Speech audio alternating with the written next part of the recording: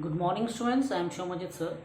Today I am here to deliver my lecture on topic Dalton's atomic theory. This is from the chapter Atoms and Molecules. So watch the entire video lecture to get basics out of it. So without any delay, let's start with the topic Dalton's atomic theory from the chapter Atoms and Molecules. So let's start. So let's start with the topic Dalton's atomic theory.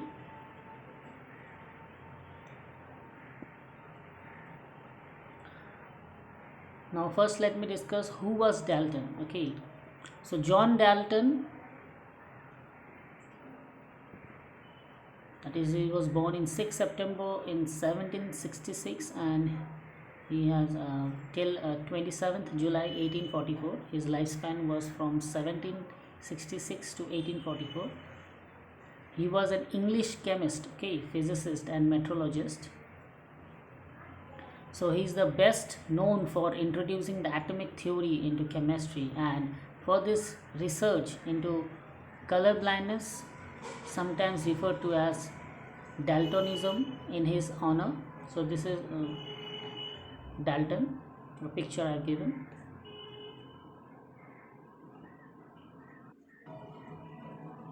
So let's start with the postulates of Dalton's atomic theory. This is very important. All the postulates you have to memorize. The first postulate. So let's start with the first postulates. The matter is made up of indivisible particles known as atoms. Okay, so he said that matter is made up of indivisible particles known as atoms.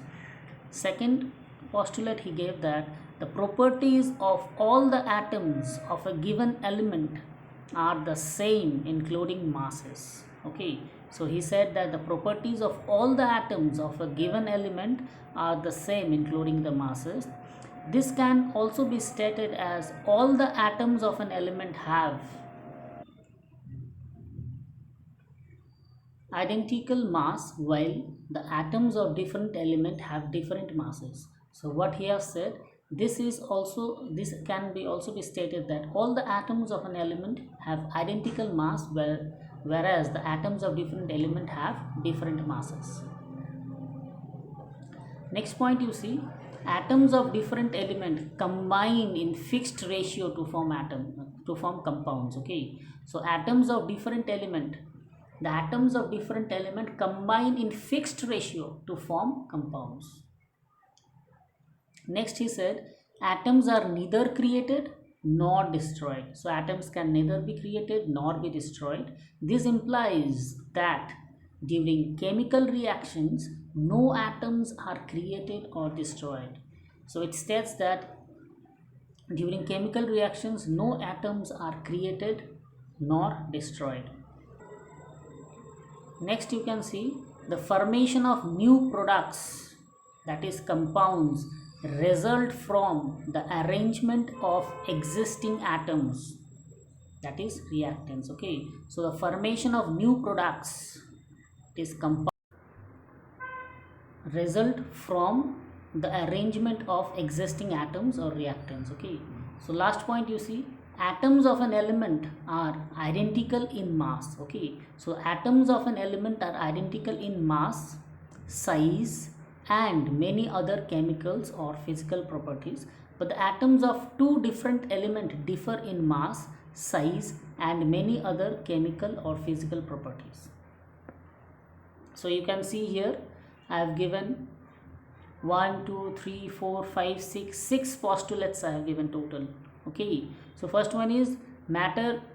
The matter is made up of indivisible particles of an atom. So Dalton said that atoms that means matter cannot be divided any more further. Okay, so matter is made up of indivisible particles called atoms. So in a matter there are numerous atoms are there. Next is the properties of all atoms of a given element are same, including their masses. This can also be stated that all the atoms of an element have identical mass, while the atoms of different element have different masses. So same element have same mass and different element have different masses. Next, atoms of different element combine to form a fixed ratio to form compound. Okay, all the atoms of different element combine in a fixed ratio to form compound.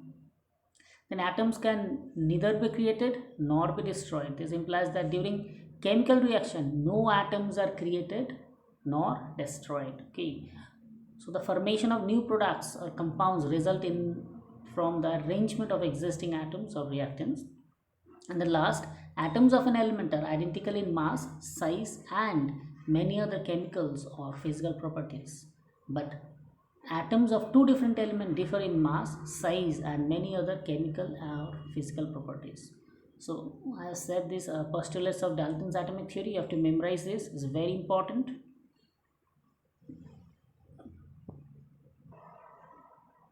Now the drawbacks of John Dalton's theory. Atoms are further divided into protons, electrons, and neutrons.